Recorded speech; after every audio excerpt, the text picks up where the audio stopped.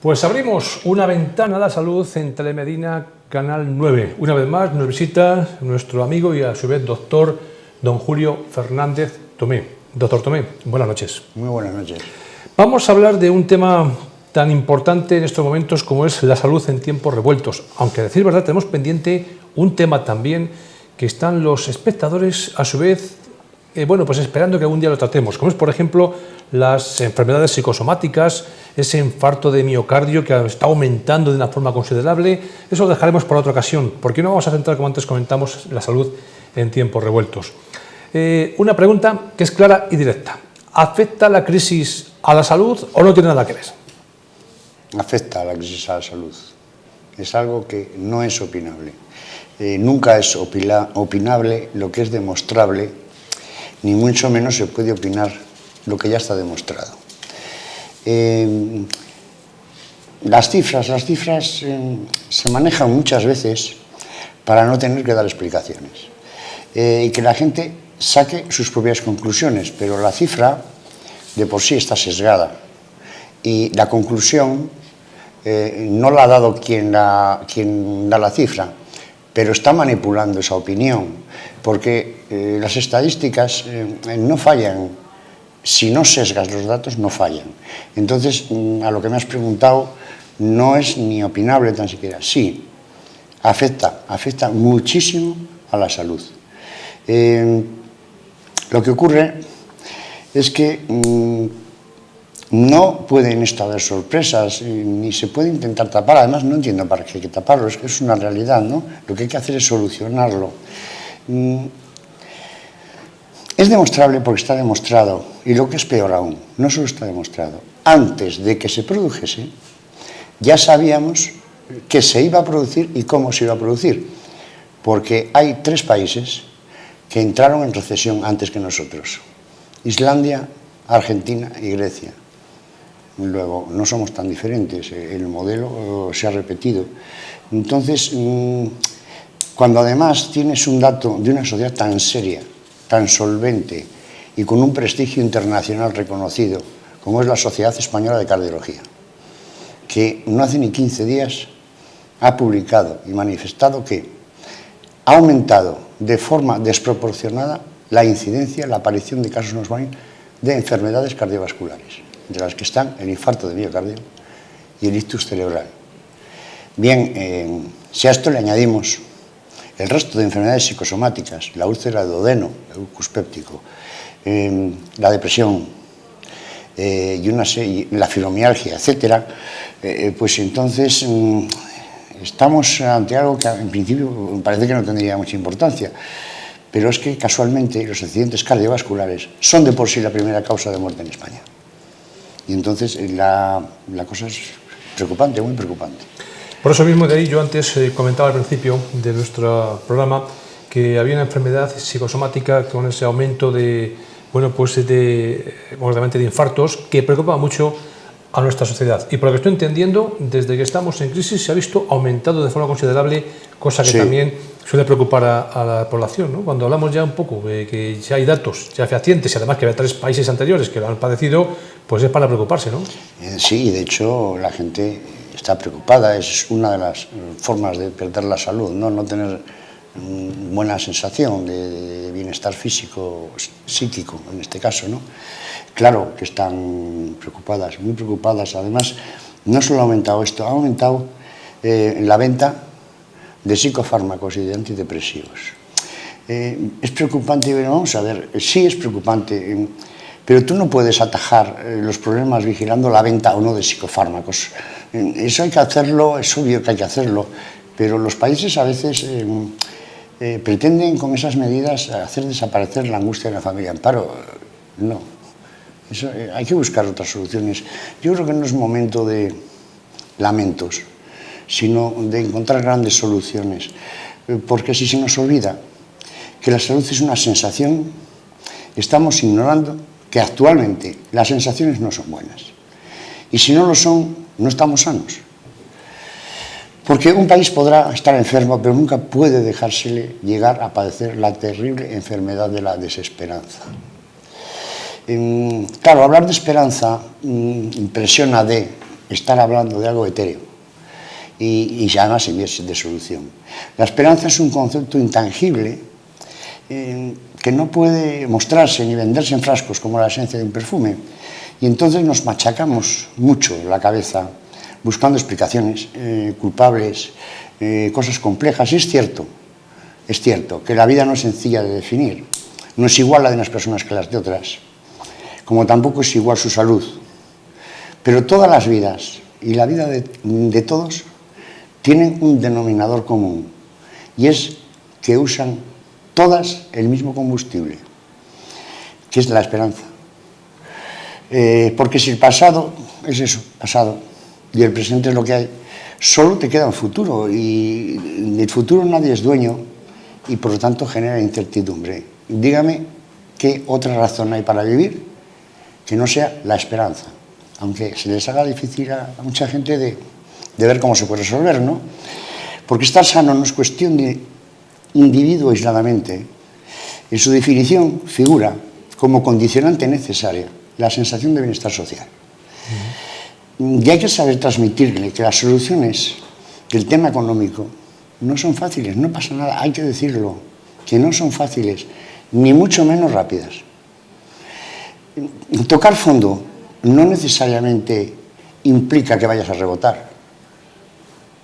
Y si rebotas, ello va a suponer pasar el tiempo que transcurre desde que estás en el fondo hasta que llegas a la superficie. Y llegar a la superficie sin ese oxígeno que es la esperanza es muy difícil de llegar. Doctor, ¿el aumento de enfermedades y accidentes cardiovasculares también ha aumentado a su vez el número de fallecimientos? No. En las crisis se dan cifras paradójicas. Todo lo contrario. En tiempos revueltos, las muertes disminuyen. Aumenta la morbilidad, es decir, aumenta la enfermedad, pero no la mortalidad. La tasa de mortalidad se amortigua, porque al haber paro hay menos accidentes laborales, porque al no haber dinero se circula menos con el coche y disminuyen los accidentes de tráfico. Sin embargo, esto es curioso, por eso yo digo que hay que cambiar algunas cosas. Desde hace años se manejan otra vez más cifras que solo conducen a que sea más importante mostrar la labor de quien lleva algo que dedicarse a la salud, a generar salud a los demás, ¿no? Oímos noticias como que este puente ha sido el puente que menos accidentes ha habido. No, hombre, este puente es el puente que menos gente ha salido. A mí lo que me preocupa no es el número de gente que no se ha matado, porque si no se ha matado no me puede preocupar. Ni tampoco la cantidad de gente que se ha tenido que quedar en sus casas. Lo que debería preocupar a quienes mandan estas notas de prensa son las consecuencias del sufrimiento que su carestía le provoca a la persona, en la hipoteca que tiene que pagar un hijo suyo y no pueden ayudarle. En esto yo creo que habría que pensar más. Esto es lo que ha aumentado y por tanto es lo preocupante. No deben preocuparnos las cifras, deben preocuparnos los individuos, que no teniendo más consuelo que ver la televisión, encima le transmites la buena nueva de que ha habido menos accidentes, pues vale. Yo le he oído a usted hablar de un necesario cambio de moldes, de cambio en las formas de saber, de pensar y de actuar. Esto, doctor, ¿quiere decir que hay que resignarse o hay alguna forma también de resolverlo? ¿Qué nos cuenta? Pues esto quiere decir que deberíamos todos comenzar a cambiar lo que tú estás diciendo, la forma de saber, la forma de pensar y la forma de actuar. Claro, esto puede quedar en palabras, ¿no? Bueno, ¿y eso cómo se hace, no? Pues mira, la forma de saber, sabiendo una cosa, que a la gente no le asusta tanto la verdad como descubrir la falsedad. Mire, yo soy médico, yo tengo que atender a cada paciente, uno por uno, con una patología diferente, cada día pacientes diferentes, y a lo largo de años a miles de pacientes. Y de una forma u otra, siempre tengo que decirles la verdad. Y nunca un paciente me ha rechazado por decirle la verdad. ¿Sabe por qué? Porque a la vez que le digo la verdad, comienzo a luchar con él y para él, para vencer su enfermedad y curársela, para aliviarle, si no es curable, y hasta conseguir su perdón, si alguna vez puedo equivocarme. De esto, doctor, se deduce que el cambio en la forma de saber radica en decir la verdad. No. El cambio en la forma de saber no consiste en decir la verdad, consiste en saber decirla. ¿Y la forma de pensar, doctor? La forma de saber sabiendo que, y la forma de pensar pensando que se ha dado y se sigue dando mucha importancia a la sociedad. Para generar salud es muy conveniente comenzar a cambiar la forma de pensar, empezando por dar más importancia al individuo que a la sociedad. A cualquiera que se le pregunte qué es la sociedad, pues nos va a decir que la sociedad está compuesta por la suma de muchos individuos. ¿Por qué no cambiamos la forma de pensar y pensamos que es la suma de individuos la que llega a formar la sociedad? ¿Sutileza, doctor? Es que no es lo mismo, porque esa forma de pensar es la que nos va a llevar al cambio, a cambiar la forma de actuar. No vamos a actuar igual pensando que es la suma de individuos la que forma la sociedad, porque si el núcleo de la sociedad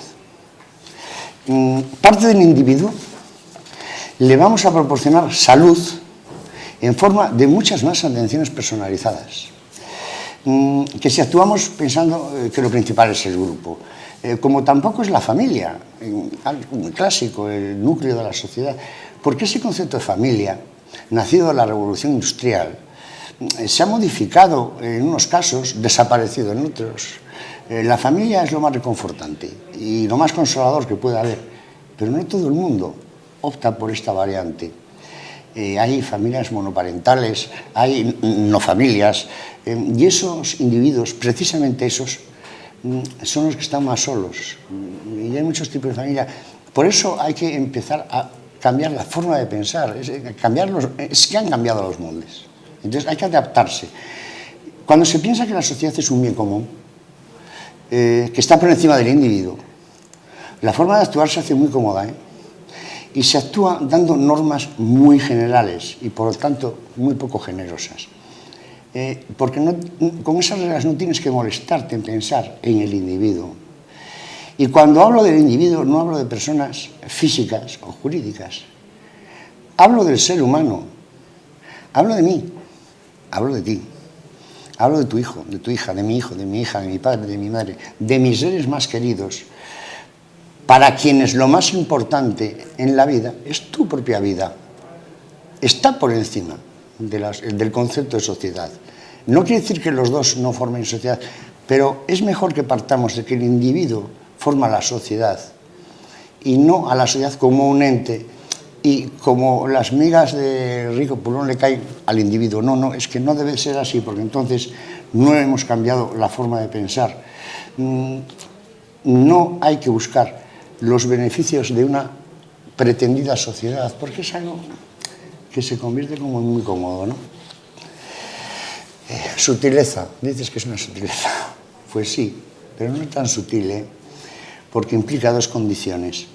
La primera, que hay que ser muy trabajador, secreto que en este país se puede decir a voces, para llevar a cabo esto. Es mucho más costoso personalmente, ¿no?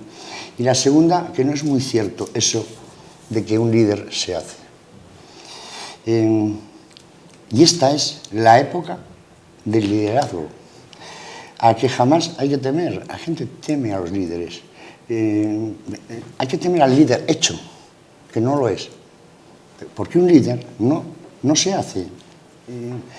Lo que caracteriza al líder nato es que jamás mete el codo. Siempre arrima el hombro. Esa es la diferencia. Y en estos momentos solo puedes ofrecer esperanza. Y, hombre, vender motos puede ser fácil. Pero vender ideas es algo innato y que precisa vocación. Le pongo un ejemplo. En beneficio de todos, que es lo mismo que hacer pagar a justos por pecadores. Si un funcionario, es un ejemplo actual, se pone mal un funcionario, se le descuenta dinero de su sueldo los primeros días, pero si ese absentismo es por un motivo quirúrgico, no. Porque lo quirúrgico es demostrable con papeles. Y una gripe pues, puede ser una disculpa. Bueno, pues como medida economicista, pues no está mal, pero como medida humanista o humanística deja mucho que desear. Y además, por no tener en cuenta a ese individuo, estamos perjudicando a esa sociedad que decimos que pretendemos que defendemos. Porque ese profesor o esa profesora, además de tener mucha dignidad, en estos momentos pues no están bollantes económicamente, ninguno, ni ellos, ni tú, ni yo. ¿Qué es lo que va a hacer? Va a ir a trabajar. Va a ir con paperas, como de hecho han ido. Va a ir con gripe o cualquier otra enfermedad infectocontagiosa a dar clase a un colectivo de niños, o es un soldado profesional que va a compartir en su compañía litera con otros compañeros. Entonces, por esto considero que es tan importante cambiar la forma de pensar, porque lleva consigo también la forma de actuar. Mire, no me cansaré de repetir que lo más importante para un ser humano, repito, es su propia vida, su salud, sin la cual no puede vivir, y por lo que ha sido siempre el eje de funcionamiento de los países. Salud en tiempos revueltos, en tiempos de crisis. En la revolución industrial, para que veamos cómo tienen que cambiar las formas de pensar, en la revolución industrial la salud se defiende con el nacimiento de unos sindicatos que logren logros saludables para el obrero, para lo que entonces eran obreros, y obreros somos todos, pero logro de vacaciones, derechos sociales, en fin, que logren que el individuo tenga sensación de bienestar, que eso es la salud. Luego, en la posguerra mundial, la forma de actuar, de pensar, cambia, porque hay una labor que es la de rehacer los países, y surge una actitud de logro social, y a la salud se la moldea en forma de medicina curativa, no preventiva, para todos, y es donde lo hace la seguridad social. En la época de crecimiento que ha habido en los años 70, es preciso cambiar la forma de saber, y se opta por la técnica de predominio industrial, los ingenieros, por ejemplo, ¿no? La ingeniería para el desarrollo de grandes infraestructuras vitales para la salud, como pueden ser los embalses de agua, que tanta risa han provocado a veces, ¿no? Las redes de carreteras, pero todo eso va en beneficio del bienestar, de la salud del individuo. Hecho esto, y llegada la bonanza económica, la forma de pensar, de saber y de actuar se vuelve a moldear y se traslada de la industrialización, se traslada a los técnicos de la gestión. Es el predominio de la tecnocracia. La salud se gestiona de forma muy economicista, muy ordenada, pero cayendo en muchas ocasiones en lo tecnicista, ¿no? Que en tiempos de gloria se disculpa, pero en tiempos de canina irrita, angustia y deja heridas en el concepto de cómo se te está tratando personalmente, ¿no? Ahora hay que cambiarlo, porque hemos cambiado de época. En la gráfica del zigzag estamos en el zag, en la recesión, y es la propia sociedad quien desde la tecnología digital, el individuo forma grupos. Por esto yo hablaba del grupo formando la sociedad, no la sociedad por grupos. Y forma grupos, es decir, no al revés. Y quienes tienen que aportar la salud a ese país observan atónitos cómo la calle se les ha adelantado y no les queda otra opción que cambiar rápidamente la forma de actuar. Con la inseguridad que esto genera, pues al cambiar la forma de actuar sin previamente haber cambiado la de saber y la de pensar, ocurre que se dan bandazos en las decisiones, porque tienes que actuar a demanda del paciente, que somos todos, hasta los propios sorprendidos. Dices que es una sutileza. Bueno, pues sí, pero no es tan sutil, ya te decía antes, implica ser muy trabajador, y hoy la forma de poder dar esperanza es buscar, no hablo de Nelson Mandela, sino, si antes era ingeniero, hablo de gente que sepa liderar gente, pero liderar como se debe liderar, con buena voluntad y con ganas de ayudar. Por resumir y por dar un halo, ¿no?, de optimismo, que es lo que hay que tener, es preciso, es vital, proporcionar a la gente salud. Y en tiempos convulsos, la salud va más allá de los recortes, de lo asistencial, de peleas domésticas y de ofrecimientos esperanzadores. No es lícito ofrecer esperanza, hay que darla y hay que saber darla. Y para darla hay que estar cerca. Pero sobre todo, no utilizar nunca a las personas. Si se quiere ser egoísta, hay que empezar a serlo ayudando a sobrevivir a los demás. Porque en este barco, en el que vamos todos, al individuo hay que hacerle más fuerte, mucho más fuerte que solidario. Yo sé que esto puede transgredir algunas formas de pensar, pero el individuo fuerte, la solidaridad no es hacinamiento. Viene sobrevenida cuando el individuo es fuerte. Y una persona fuerte, por naturaleza, ayuda, y en esto hay que ayudar, porque de verdad hay que responsabilizarse como ciudadano, no echar la culpa siempre a los demás y empezar todos a dar un paso adelante. Pues yo me imagino que seguramente nuestros espectadores tendrán algo más claro cuando hablamos de la salud en tiempos revueltos. La pregunta que hacemos a cuestión: ¿afecta la crisis a la salud? Y yo creo que ha quedado bastante claro, doctor, afecta y mucho. Que afecta y mucho, y sobre todo esos problemas cardiovasculares, ojo, han aumentado con de una forma alarmante. Infarto y también el ictus, ¿no? Son las dos así más Sí, porque son los cardiovasculares, es decir, cardiovascular, un cardio de corazón, vascular de vasos, y cuando es un ictus puede ser un trombo, puede ser una hemorragia, pero es una obstrucción, una rotura vascular. Son enfermedades cardiovasculares que están muy relacionadas con el estrés y que hay que prevenir muchas veces, y en otro día lo trataremos, como las peligrosísimas enfermedades silentes, las que van por debajo haciendo y al final te dan un disgusto, ¿no? Brevemente, porque tenemos que finalizar, ¿algún síntoma que uno note ya con el tema del ictus, con el tema del infarto? ¿Cuáles son esos primeros síntomas que uno tiene que ya poner o echarle cuando menos manos ya de un médico, porque se bueno, está fatal? Pues como su nombre indica, ser silente, silenciosa, pero sí hay una forma, la analítica, una analítica anual a determinadas edades para detectar las silentes, como son la prediabetes, la diabetes, el exceso de colesterol, de triglicéridos. Esto se detecta. Ahora, el accidente cardiovascular, pueden acabar de hacerte un electrocardiograma y al salir, eso es muy difícil. Sí, hay que hacer prevención primaria. Hay un síntoma que siempre dice uno, bueno, me duele el brazo izquierdo, ¿no? ¿Puede ser un presíntoma de un infarto o ha sido casualidad que a esa persona le duele el brazo y después viene el infarto detrás? No, es que cuando una persona viene con ese síntoma es de obligado cumplimiento hacer un electrocardiograma. Lo que pasa es que el electrocardiograma, si es un infarto le detectas, pero si es una angina, un angor, que va y viene, como no le cojas en el momento en que le está dando, es muy difícil de detectar. Para eso hay un sistema que se llama Holter, en el que se va registrando durante todo el día en la gráfica del electrocardiograma y se ve si ha habido o no ha habido en ese momento.